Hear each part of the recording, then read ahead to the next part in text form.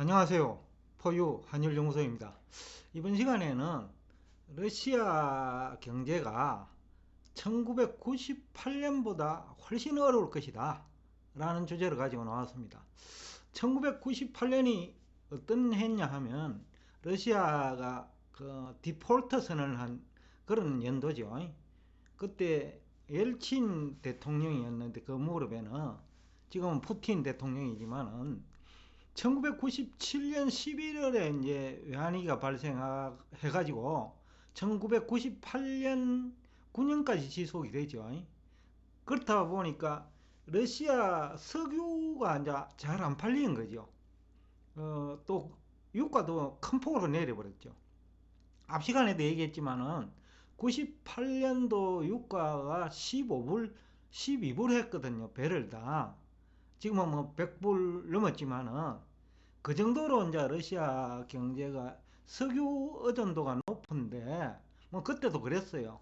요즘도 뭐 석유 수출액이 러시아 전체 수출액의 약 한 40% 되잖아요. 천연가스하고 합하면 석유로 제품하고. 그런데 그 무렵에도 비슷했어요. 그런데 이제 유가가 무너져 버리니까 러시아 경제가 무너져 버린 거죠.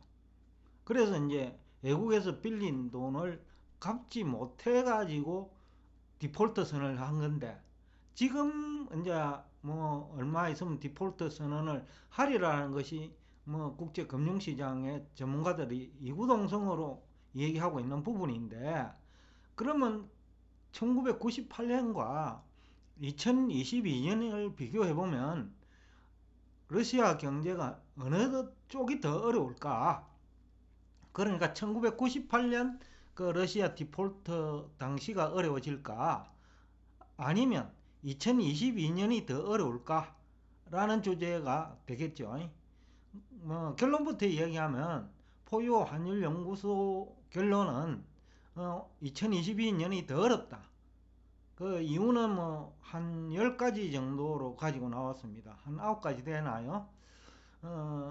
첫째는 그 전체적으로 얘기하면 2022년 러시아 경제는 우크라이나 침략에 따른 위기인데 1998년에는 석유 문제죠, 그죠? 유가 문제라는 거죠.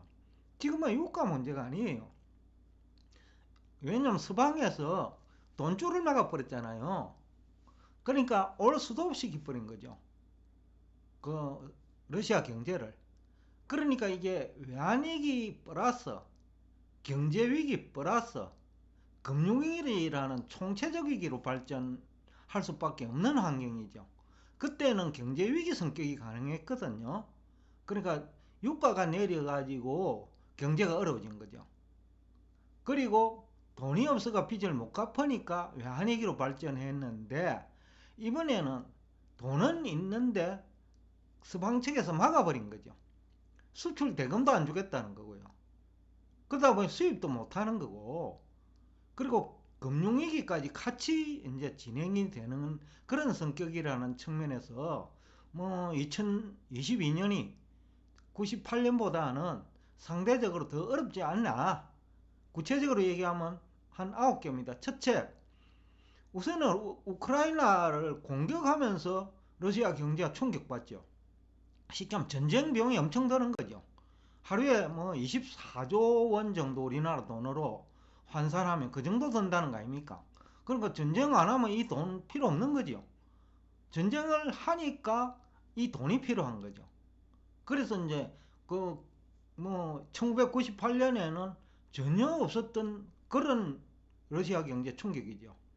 그 다음에 앞에서도 얘기했지만 이번 그 경제 위기는 서방 측 제재예요. 그때는 서방 측이 제재를 한 건 아니라는 거죠. 유가만 내렸을 뿐이라는 거죠. 그 대신에 환율이 오르면 그 또 수혜 입잖아요. 그 환율이 예를 들어 두 배로 오르면 유가가 뭐 반토막이 나도 어느 정도 그 커버가 되잖아요.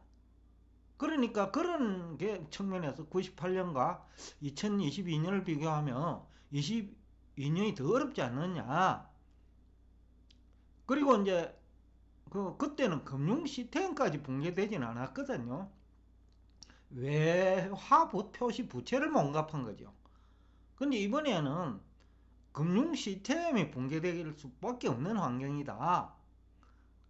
1998년에는 외채를 갚지 못한 디폴트 선언이라면 이번에는 외채뿐만이 아니라 러시아 표시 국채 또는 회사채까지 갖기 어려운 그런 상황이라는 거죠. 그러니까 금융 시스템이 붕괴되는 그런 환경 아니냐. 그러니까 98년보다 훨씬 어렵다는 얘기가 가능하죠. 그 다음에 또 하나는 이 전쟁이 끝나도 서방측과 러시아 갈등 관계는 지속될 겁니다. 상당한 기간 동안. 그러니까 이거는 그 당시에는 유가만 회복되면 자연스럽게 해소가 됐는데 이번에는 전쟁이 끝이 나도 해소되기 어렵다는 거죠. 상당 기간 동안. 그럼 러시아가 양보할 거 양보해야 되고 코나 몰리면 서방측은 각오하고 지금 제재를 한 거니까 아쉬울 거 없잖아요. 근데 러시아는 아예 죽기 일보 직전이기 때문에 이게 또 자존심 싸움하고도 걸려 있고, 그러니까 이게 갈등 관계가 해소되는데 최소한 1, 2년 걸린다고 봐야 되거든요. 이것도 또 문제죠. 외환보유고는 앞에서 얘기했으니까 더 이상 얘기하지 않겠습니다. 60%가 밖에서 동결돼 버렸잖아요. 그리고 가지고 있는 금은 한 전체 외환보유고의 한 21% 되는데 그럼 아무 쓸모도 없는 금이 되어버리고 금을 가지고 먹을 수도 없고요. 그걸 가지고 소비도 할 수도 없고, 또 외국에 팔라고 하니까 결제 시스템 막으니까 팔 수도 없고, 그야말로 이거는 무용지물의 외환보유고다라는 얘기는 앞 시간에 했고요. 그 다음에 앞에서도 엉뚱 얘기를 했는데 98년에는 환율 효과가 발생했어요. 유가는 내렸지만은 환율이 좋으니까 러시아산 석유가 수출이 잘 되죠. 환율까지 내렸으니까. 또 수출 기업도 유가는 내렸지만은 환율 효과가 있잖아요. 그러니까 배럴당 15달러를 받지만은 환율이 2배로 오르면 30달러 된다는 거죠. 그럼 생산 원가보다 많아요. 높아요. 금물의 인건비도 낮고 이랬으니까. 그러니까 적자되지는 않는다는 거죠.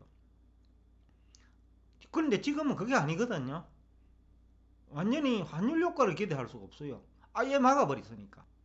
그 다음에 또 하나는 어려울수록 국민들과 정치권이 단결로 해야 되는데, 그럼 98년대는 그게 가능했다라는 거예요. 근데 지금은 러시아 정치권도 분열되기 생겼고, 국민들도 이제 어려워지면 서로 갈등할 거고, 푸틴 지지 세력과 반대 세력 간에 그런 어떤 국론 분열도 일어난다. 그 다음에 이제 푸틴 대통령이 이번에 전쟁에 이기든 지든 정치 지도력이 크게 약화될 거다. 러시아 내에서도. 그렇기 때문에 이것도 간단한 문제는 아니다. 그러니까 경제가 어렵고 외부하고 소통이 잘 안 될 때, 그러니까 외부에 적으로 가득 찼을 때 국민이 단결해야 되고, 그 다음에 정치 지도자가 존경을 받아야 되는데 문제의 장본인이 이제 푸틴 대통령이 되어버린다는 거죠.